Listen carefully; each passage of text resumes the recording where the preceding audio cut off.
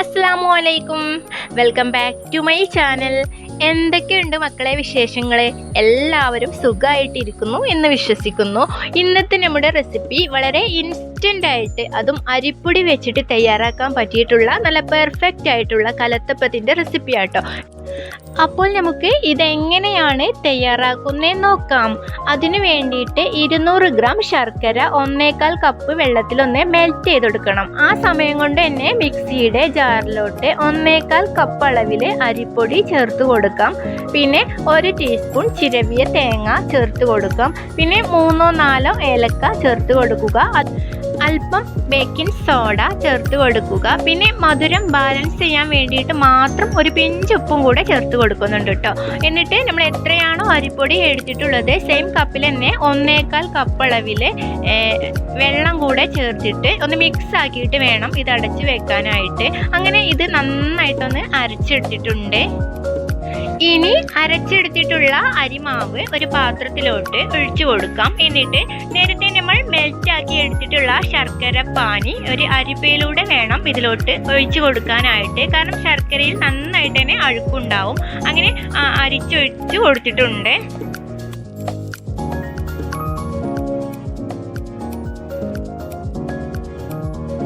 ഇനി ഇതെല്ലാം കൂടെ ഒന്ന് നന്നായിട്ടൊന്ന് മിക്സാക്കി എടുക്കാം. ഞാൻ അല്പം കറുത്ത എള്ള് ചേർത്ത് കൊടുക്കുന്നുണ്ട്. പിന്നെ ഇതിന് പകരമായിട്ട് നിങ്ങൾക്ക് കുമിൻ സീഡ് അല്ലെങ്കിൽ ഫെനൽ സീഡ് എല്ലാം ചേർത്ത് കൊടുക്കാവുന്നതാണ്. എന്നിട്ട് ഈ ബാറ്ററിൻ്റെ കൺസിസ്റ്റൻസി എന്ന് പറയുന്നത് നമ്മളൊരു തവി കൊണ്ട് ഇതുപോലെ ഒഴിച്ചു നോക്കുന്ന സമയത്ത് പിരിഞ്ഞിരിക്കുന്നത് പോലെ തോന്നും. അതായത് വള്ളി ചുറ്റിയ പോലെ തോന്നും. അതാണ് ഈ ഒരു ബാറ്ററിൻ്റെ കൺസിസ്റ്റൻസി. നന്നായിട്ട് ലൂസായിട്ട് ഇതുപോലെ ലൂസായിട്ട് ഇരിക്കുകയും ചെയ്യും. ഇതുപോലെ ഇങ്ങനെ പിരിഞ്ഞിരിക്കുന്നത് പോലെ ആയിരിക്കും ഇത് വീഴുക. അപ്പോൾ ഇതാണ് ഈ കലത്തപ്പത്തിൻ്റെ മാവിൻ്റെ കൺസിസ്റ്റൻസി എന്ന് പറയുന്നത്. ഇനി ഇത് കുക്കറിൽ വെച്ചിട്ടാണ് നമ്മളിത് കുക്ക് ചെയ്തെടുക്കുന്നത്. ഹൈ ഫ്ലെയിമിൽ തന്നെ വെച്ചിട്ട് കുക്കർ നന്നായിട്ട് ചൂടായതിന് ശേഷം 1-2 സ്പൂണ് നെയ്യ് ഒഴിച്ചു കൊടുക്കണേ.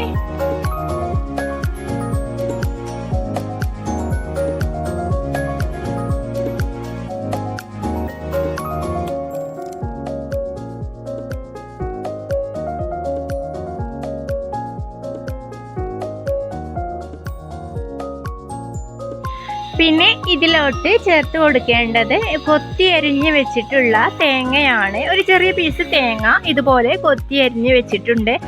ഇത് ചേർത്ത് കൊടുക്കാം. അതോടൊപ്പം തന്നെ ചെറിയ ഉള്ളി ചെറിയ പീസാക്കിയിട്ട് ഇതുപോലെ കട്ട് ചെയ്ത് വെച്ചിട്ടുണ്ട്. അതും കൂടെ ചേർത്ത് കൊടുക്കാം. എന്നിട്ട് ഇത് രണ്ടും കൂടെ ഒന്ന് മിക്സ് ആക്കിയിട്ട് ഇതൊരു ഗോൾഡൻ നിറമാവുന്നത് വരെ ഒന്ന് ഇളക്കി കൊടുക്കാം.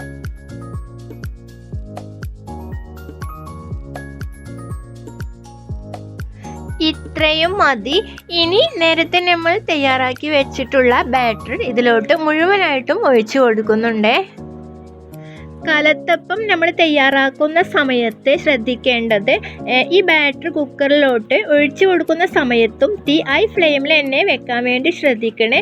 ബാറ്റർ ഒഴിച്ച ഉടനെ തന്നെ കുക്കർ അടച്ച് വെക്കരുത്. ഇതുപോലെ സൈഡ് ഭാഗത്തു നിന്നൊക്കെ മൊരിഞ്ഞു വരുന്ന ആ ഒരു രീതിയിലാവുന്ന സമയത്ത് മാത്രം കുക്കർ അടച്ച് വെക്കുക. എന്നിട്ട് തീ കുറച്ചിട്ടിട്ട് വേണം ഇത് കുക്ക് ചെയ്തെടുക്കാനായിട്ട്. മാത്രമല്ല ഈ കുക്കറിൻ്റെ വെയിറ്റ് ഇടാൻ പാടില്ല.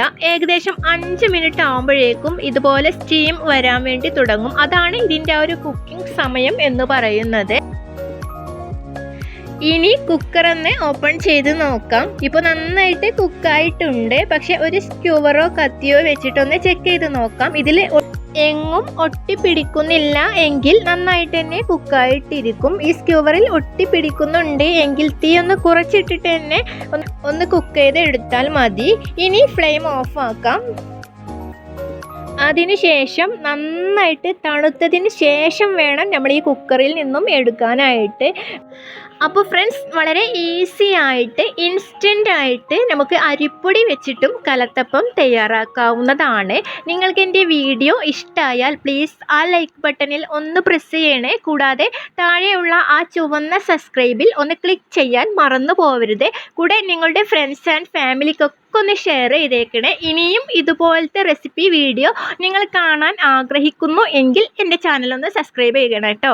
എങ്കിലേ ഇനിയും മിസ് ചെയ്യാതെ തന്നെ വീഡിയോ നിങ്ങളിൽ എത്തിക്കപ്പെടുകയുള്ളൂ. അപ്പോൾ അടുത്ത വീഡിയോയുമായിട്ട് വരുന്നത് വരെ എൻ്റെ എല്ലാ കൂട്ടുകാർക്കും താങ്ക്